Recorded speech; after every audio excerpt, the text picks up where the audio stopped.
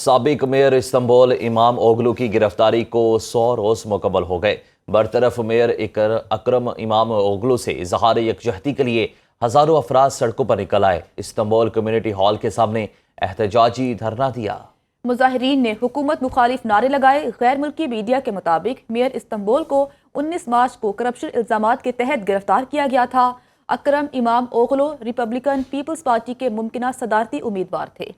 روسی اور فرانس کے صدور میں 3 سال کے دوران پہلا ٹیلی فونک رابطہ۔ غیر ملکی میڈیا کے مطابق دونوں رہنماؤں کے درمیان ایران کے ایٹمی پروگرام پر تفصیلی بات چیت ہوئی۔ ایرانی میزائلز کا خطے میں اثرات کا جائزہ لیا گیا۔ صدر پیوٹن اور میکرون کے درمیان گفتگو 2 گھنٹے تک جاری رہی۔ فرانسیسی صدر ایمینول میکرون نے موقف اختیار کیا کہ ایران کا جوہری پروگرام اور میزائل خطے کے لیے خطرناک ثابت ہو سکتا ہے۔ ایران IAEA سے تعاون کرے اور NPT معاہدے پر عمل کرے۔ روسی صدر نے رد عمل میں کہا، ایران جوہری پروگرام پرامن مقاصد کے لیے ہے۔ ایران کی سلامتی اور خود مختاری کا احترام کیا جائے۔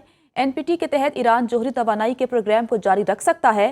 میکرون نے کہا، فرانس ایرانی ایٹمی پروگرام اور میزائل سسٹم کے سفارتی حل کے لیے پرعزم ہے۔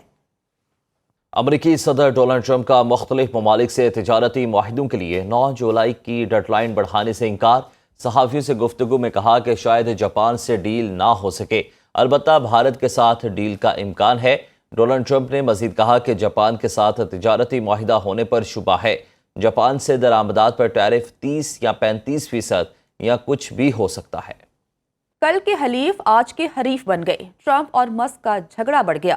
امریکی صدر کا ٹیسلا کو دی جانے والی سبسڈیز ختم کرنے کے بعد ایلان مسک کو ڈیپورٹ کرنے پر غور۔ کہتے ہیں اب ایلان مسک کو ڈیپورٹ کرنے کا سوچ رہا ہوں۔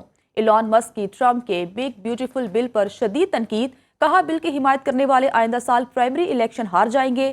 سبسڈیز ختم کیے جانے کے بعد ٹیسلا کے شیئرز بھی 5% گر گئے۔ ایلان مسک کا الیکٹرک کاروں کی کمپنی بھی ختم کرنے کا اعلان۔ ڈونلڈ ٹرمپ بگ بیوٹیفل بل سینٹ سے پاس کرانے میں کامیاب ہو گئے۔ آئندہ 10 سال میں امریکہ کے قرض میں $3,300 ارب کے اضافے کا بل سینٹ سے منظور کر لیا۔ بل کے حق میں 51، مخالفت میں 50 ووٹ پڑے۔ نائب امریکی صدر کا ووٹ فیصلہ کن ثابت ہوا۔ بل میں ٹرمپ کی کئی اہم پالیسیوں کو قانونی حیثیت دی گئی۔ بل حتمی منظوری کے لیے اب ایوان نمائندگان میں بھیجا جائے گا۔ خبر ایجنسی کے مطابق صدر ٹرمپ چاہتے ہیں کہ 4 جولائی سے پہلے بل پر دستخط ہو جائیں۔ بل میں بڑے پیمانے پر ٹیکس کٹوتیوں اور اخراجات کا اعلان۔ ماہرین کا بل سے معاشی عدم توازن پر تحفظات کا اظہار کیا۔ سابق میئر استنبول امام اوغلو کی گرفتاری کو 100 روز مکمل ہو گئے۔ برطرف میئر اکرم امام اوغلو سے اظہار یکجہتی کے لیے ہزاروں افراد سڑکوں پر نکل آئے۔ استنبول کمیونٹی ہال کے سامنے احتجاجی دھرنا دیا۔ مظاہرین نے حکومت مخالف نعرے لگائے۔ غیر ملکی میڈیا کے مطابق میئر استنبول کو 19 مارچ کو کرپشن الزامات کے تحت گرفتار کیا گیا تھا۔ اکرم امام اوغلو ریپبلکن پیپلز پارٹی کے ممکنہ صدارتی امیدوار تھے۔